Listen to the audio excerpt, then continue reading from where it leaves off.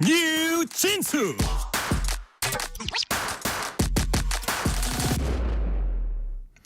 의대 정원 증원에 대한 정부와 의료계 간의 갈등 어느덧 5개월을 훌쩍 넘겼습니다. 정부가 마지막 회의책을 내놨지만 사직한 전공의들은 돌아오지 않고 정부는 의료계에 사회적 합의체인 의료개혁 특위에 참여해달라고 호소하고 있습니다. 서울대 의대 교수 출신인 민주당 김윤 의원과 의정 갈등 해법은 무엇인지 얘기 나눠보겠습니다. 의원님 어서 오세요. 안녕하십니까. 반갑습니다. 네. 자, 의원님은 학계에 계실 때부터 의대 정원을 증원해야 한다 이렇게 꾸준히 주장하셨습니다. 네. 지금 의대 정원 증원 문제로 의료계와 정부 사이 갈등이 5개월 넘게 이어지고 있어요. 예. 의정 갈등이 장기화된 가장 큰 원인 어디에 있다고 보세요?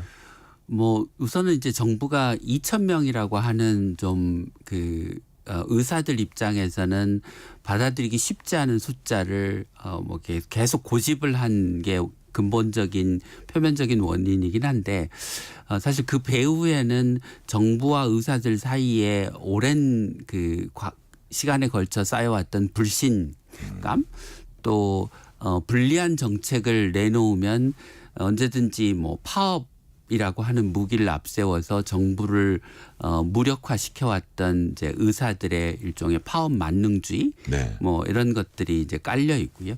그보다 더 깊은 구조적인 문제는 우리나라가 이제 건강보험이라고 하는 그 사회보험 제도로 의료 시스템을 재정적으로는 잘 운영해 왔는데 네. 그 반대편에 실제로 환자를 진료해야 될 의료의 공급 체계는 굉장히 무정부적으로 방치되어 왔던 게 무정부적인 원인이라고 할 수 있습니다. 무정부적 방치. 네. 네네.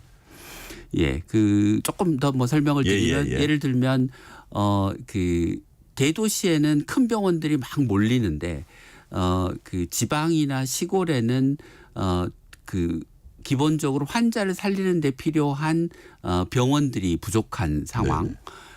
그다음에 일부 이제 돈이 잘 벌리는 과목으로는 의사들이 몰리는 반면에 소위 필수 의료과라고 하는 데는 전공자가 부족한 상황. 네.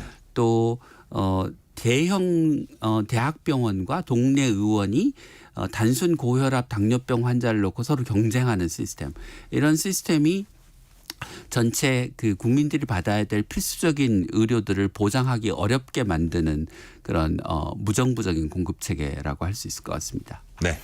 자, 이제 학계 계실 때부터 계속 이제 네. 의대 정원 증원해야 돼서 아마 학계 내부에서는 되게 좀 그때 공격도 많이 받으셨을 것 같은데 최근에 네. 사건이 하나 있었습니다. 네. 죄송합니다. 이게 의원님 아드님 결혼식을 알리는 모바일 청첩장에서 익명의 작성자들로부터 댓글 테러를 당했다. 네.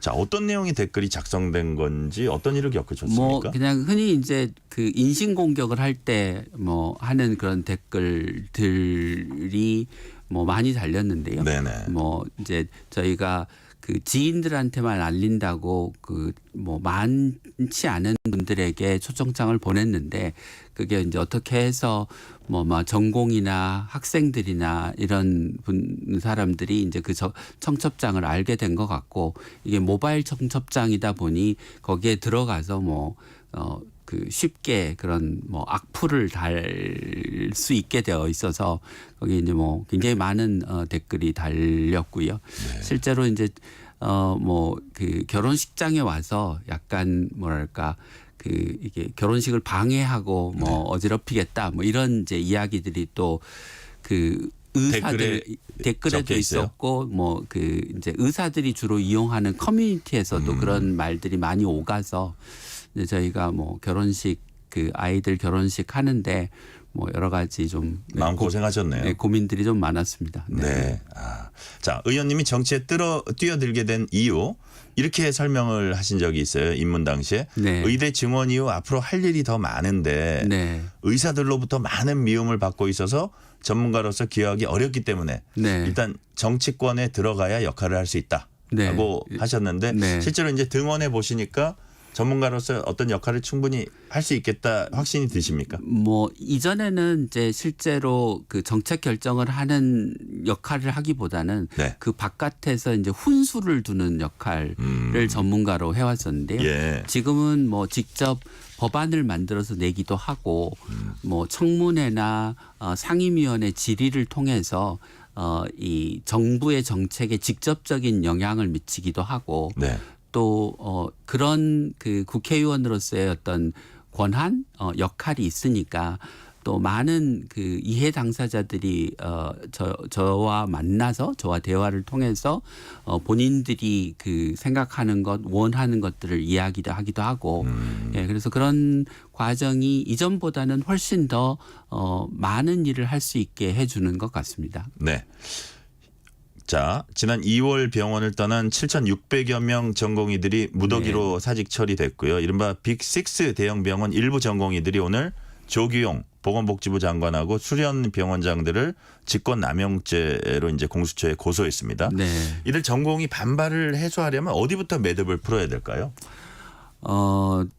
아마 시간이 필요할 것 같습니다. 그러니까 앞서 말씀드렸던 것처럼 이제까지 이제 의사들은 특히 이제 전공의들이 정부가 뭔가 의사들한테 불리한 정책을 내놓으면 네. 파업을 무기로 정부의 정책을 무력화시켜 왔던 그 예.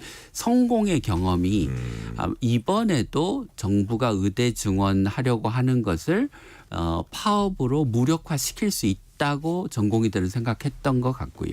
지금까지도 그렇게 생각하고 있는 거예요. 네, 네네. 네, 뭐 이제는 이제 내년 의과대학 정원은 움직일 수 없는 거다. 그건 네. 어찌할 수 없는 거라고 생각하는 전공의 교수들이 늘고 있긴 하지만 여전히 상당수의 적지 않은 전공의나 교수들은 이걸 되돌릴 수 있다고 생각하는 내년 것도. 예.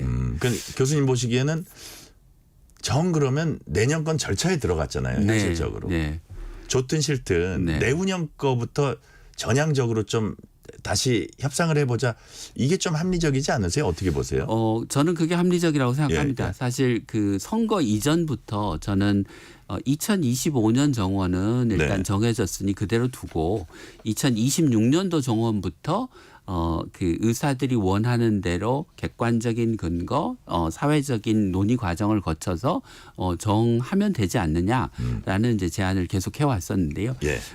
그 의협과 전공의는 계속해서 2025년 내년 정원도 원점 재검토해야 된다라고 예, 예. 하는 입장을 계속 굽히지 않고 있는 것 같습니다. 자, 이 상태 지속되면 내년에 신규 의사 배출은 물론 신규 전문의, 수련병원 전공의 모두 부재하는 이런 의료 인력 공백 상황 발생할 수도 있는데 네. 이건 결정적 타격이라고 보세요?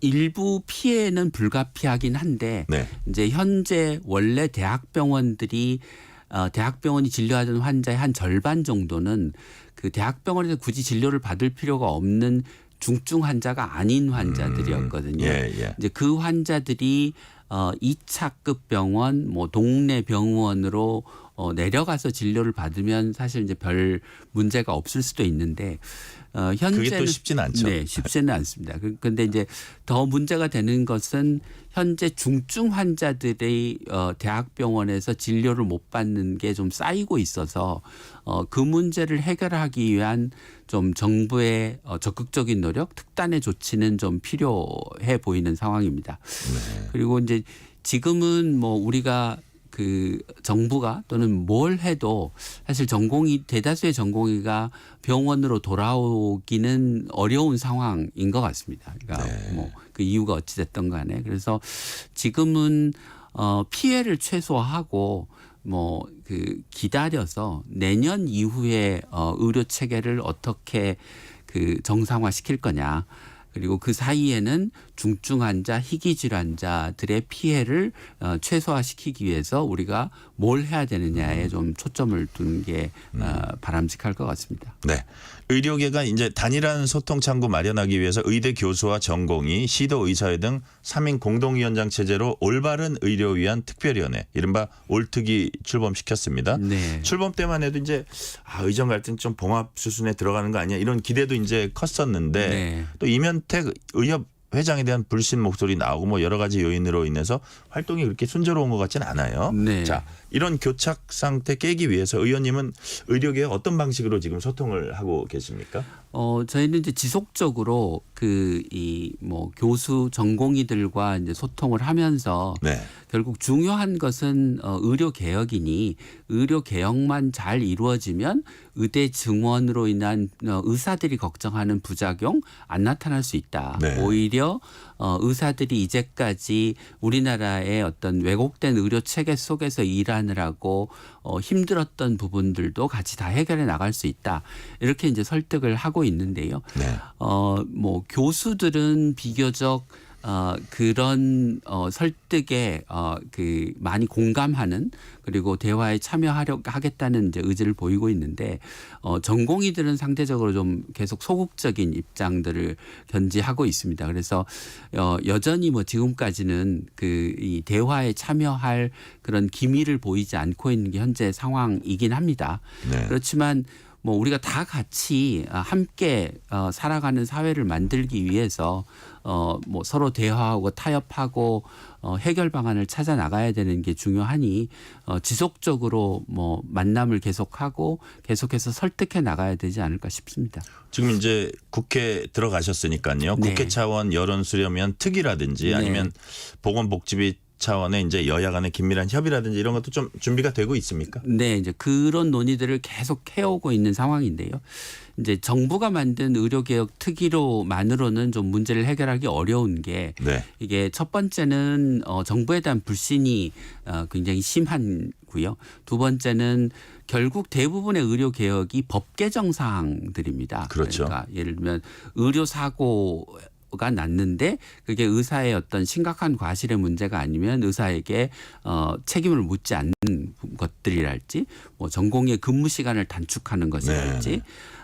우리나라 의료 체계 고질적인 문제인 의료 전달 체계의 문제랄지 이런 것들이 다 법을 고쳐야 해결이 되는 문제라 결국은 국회에서의 논의를 통해서 궁극적으로 우리나라 의료 체계 개편이 이루어질 수밖에 없다라는 게 이제 저희가 가지고 있는 생각이고요. 그래서 이제 국회에서의 논의의 장을 계속해서 만들려고 하는데 아직까지는 성과가 나지 않고 있는 상황입니다. 진짜 하실 일이 많을 것 같아요. 제가 몇 가지 지금 방금 네. 말씀하신 것만 들어도. 자, 저희는 지금 서울대 의대 교수 출신 민주당 김윤 의원과 얘기 나누고 있습니다.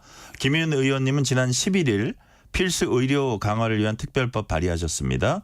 지방정부가 재정과 권한을 가지고 필수 의료 책임지도록 한다는 게 이 법안의 골자입니다. 네. 지방정부로 권한 넘기면 필수 의료 강화됩니까?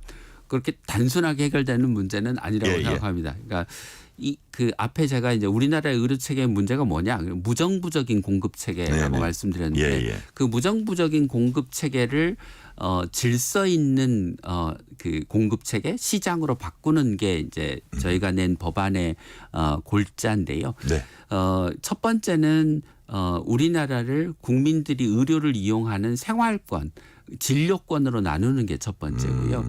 그다음에 진료권 단위로 의료의 수요와 의료의 공급을 평가하고 그 공급이 부족한 지역, 과잉인 지역에 대해서 지방 정부가 책임을 지고 그것을 적정한 공급의 체계로 바꾸도록 하는 게 두 번째 과제입니다. 예. 그래서 큰 병원이 부족한 곳에는 지방 정부가 병원을 짓도록 하고 네. 예를 들면 의사가 부족한 곳에는 의사들이 올 수 있도록 다양한 재정적인 요인을 포함해서 지원을 하도록 하는 체계이고요. 그다음에 이제 세 번째는 그 대학병원과 동네 의원이 단순 고혈압 당뇨병 환자 놓고 경쟁하지 않도록 네, 하는 네. 것, 그러니까 서로 협력해서 진료를 하도록 하는 네. 것입니다. 그래서 그 시도 단위로 또는 진료권 단위로 대학병원과 종합병원, 종합병원과 동네 작은 병원들이 서로 협력해서 진료하는 네트워크를 만들어서 그 환자를 진료하는 체계를 만드는 것이고요. 그리고 끝으로 가장 중요한 것은 이러한 체계가 작동하는 데 필요한 건강보험에서의 수가의 가산 그리고 정부가 만들겠다고 하는 별도의 지역의료 발전 기금이라고 하는 걸 통해서 지자체가 그 돈을 자율적으로 책임지고 쓸 수 있도록 해주는 게 그 법안의 골자입니다. 그러니까요. 자, 저 같은 경우도 그냥 동네 병원에서는 딱 한 번 진료만 살짝 받고 자꾸 대학병원 가야지 뭐 좀 네. 안심이 되거든요. 그 인식 바꾸는 것도 좀 우리가 시간이 걸릴 것 같긴 네, 하다는 생각도 그렇습니다. 들고요. 자, 김윤 의원님은 진료권이라는 이제 새로운 분류 기준 제시하셨는데 정부는 이미 필수 의료 취약 지역 설정해서 관련 지원하고 있습니다.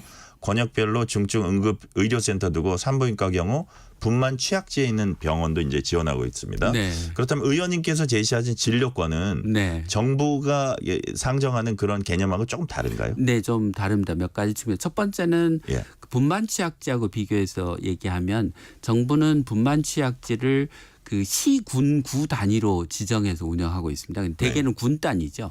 그런데 이제 그 군 단위에서 1년에 분만하는 신생아 숫자가 불과 뭐 몇십 명 이렇게밖에 되지 않습니다. 네. 그러면 그 몇십 명의 신생아를 분만할 수 있는 병원을 유지 운영한다는 것도 쉽지 않고, 두 번째는 그렇게 분만 건수가 작으면 그 산모들이 그 병원에 가지 않으려고 합니다. 왜냐하면 이게 잘 운영되는 병원처럼 보이지 않거든요. 그래서 이제 저희가 얘기하는 그 진료권이라고 하는 것은 적어도 인구 15만 이상, 그러니까 의료 수요가 큰 종합병원, 분만 병원이 유지되기에 충분한 규모의 지역을 여러 시군을 합쳐서 만들었습니다. 네. 자, 네. 계속 말하시죠. 예. 예, 두 번째는 이제 그 정부도 만들어 놓은 진료권이 있긴 한데요. 이게 그 시도 행정구역을 그 위주로 진료권을 만들다 보니 어떤 일이 생기냐면 이제 예를 들어서 충청남도 서천하고 네. 전라북도 군산은 서천 군민의 대부분이 군산에 있는 병원을 이용합니다. 그러면 이게 군산 서천을 한 개의 진료권, 의료 생활권으로 묶어서 의료와 관련된 계획도 세우고 관리도 하는 게 중요한데 네. 정부 행정구역을 중심으로 하면 그 두 개가 쪼개집니다. 그러니까 인위적으로. 예. 그래서 실제 국민들의 의료 이용을 중심으로 한 그 진료권을 만들어야 된다. 그리고 그 진료권 단위로 인력과 병상이 공급되도록 하는 게 중요하다라는 말씀입니다. 자, 제가 이 얽힌 실타래를 풀면은 어떻게 해야 되냐, 의사들하고 저도 좀 대화를 나눠보면 뭐니 해도 머니다. 네. 역시 수가다. 네. 수가로 풀어놔야 된다. 이런 네. 얘기들을 의사들 많이 하더라고요. 네. 그래서 정부가 이미 필수 의료 정책 패키지 내면서 필수 의료에 관한 보상 공정성 강화하기 위해서 2028년까지 10조 원 이상 투자하겠다고 밝혔습니다. 자, 이와 이런 이제 정부 정책 관련해서 어떻게 평가하시는지, 정부에 또 추가로 제안할 부분 있으신지 궁금하네요. 네. 그러니까 정부가 지금 그 수가로 한 매년 2조씩 해서 뭐 10조 이상. 네. 그다음에 그것 말고 이제 수가로 보상하기 어려운 부분들이 있습니다. 뭐 네. 예를 들면 그 인력의 파견 비용이랄지, 아까 말씀드렸던 뭐 의료 취약지의 병원을 확충하는 비용이랄지, 이런 것은 정부가 별도의 지역 의료 발전 기금이라고 하는 것을 뭐 지금 얘기하기로는 매년 한 2조 원 규모 정도로 조성을 해서 투자를 하겠다라고 얘기를 하고 있어서, 저는 수가에서 뭐 2조 이상, 그다음에 재정으로 2조 이상 정도가 투입되면 우리나라 의료 체계를 좀 획기적으로 바꿀 수 있을 거라고 생각합니다. 그런데 그 총량도 중요하지만 더 중요한 것은 그 돈을 쓰는 방식인데요. 이 우리나라 건강보험 수가가 평균적으로 낮은 것도 문제지만 사실은 이게 굉장히 부정확하게 수가가 책정되어 있는 게 문제입니다. 그러니까 어떤 거는 원가 대비 150%, 200%를 주는 반면에 어떤 거는 뭐 50%, 60%, 70%밖에 안 주는 게 문제고, 특히 그렇게 그 수가를 낮게 주는 분야가 지금 응급, 소아, 분만, 중증 이런 환자들에 대한 수가가 굉장히 낮게 책정되어 있거든요. 왜냐하면 대기 비용을 고려하지 않고 건강보험 수가를 책정해 놔서 그렇거든요. 그래서 그 수가가 낮은 부분에 대해서 굉장히 집중적으로 그 수가를 개선하는 것, 동시에 수가가 높은 것은 내리는 조정이네요. 네. 그다음에 그냥 수가만 올리면 너도 나도 그 이 유리한 그러니까 좀 이 그 수익성이 높은 분야로 다 몰리게 됩니다. 그렇게 되지 않도록 하기 위해서 아까 말씀드린 진료권별로 적정한 숫자의 병원을 지정하는, 예를 들면 응급센터, 분만센터, 뭐 소아센터, 심내센터 이런 걸 지정해서 그 센터들에 한해서 높은 수가를 받을 수 있도록 네. 선택과 집중을 하면 적은 돈으로도 네. 의료 체계를 정상화시킬 수 있다, 이렇게 말씀드리고 싶습니다. 의료진들이 필수 의료 기피하는 중요한 원인 중 하나가 바로 또 의료 분쟁에 대한 부담인데 네. 그 의료계의 요구대로 그 의료계 의료 분쟁 부담 줄여줘야 한다는 주장에 대해서는 동감하세요? 네, 그렇습니다. 그러니까 의료는 이게 양날의 칼이거든요. 네. 그러니까 한편으로는 환자를 치료하지만 한편으로는 환자한테 예기치 않은 의료 사고가 발생할 수 있어서 네. 그래서 근데 이제 동시에 좀 고려를 해야 될 것은 우리나라는 선진국에 비해서 환자들이 의료 사고라고 하는 걸 입증하기 굉장히 어려운 나라입니다. 왜냐하면 정보에 대한 접근성도 떨어지고 자문을 구하면 의사들이 의사편 들고 이런 상황이라 환자들 입장에서 의료 사고와 관련된 그 입증 부담을 덜어주는 일이 함께 이루어져야 될 네. 거라고 생각합니다. 자, 마지막 질문 짤막하게 하나 드릴게요. 짤막하게 한 줄로 대답해 주세요. 22대 국회 4년 의정활동에서 내가 이것만은 꼭 하겠다. 한 말씀 해 주세요. 지금 문제되고 있는 대한민국 지역의료 필수의료 붕괴 문제를 법과 사회적 타협을 통해서 반드시 해결하도록 하겠습니다. 네, 오늘은 여기까지 말씀 듣겠습니다. 민주당 김윤 의원이었습니다. 감사합니다. 감사합니다. 실시간 교통정보 알아보겠습니다. 교통정보센터 김민혜 리포터 나와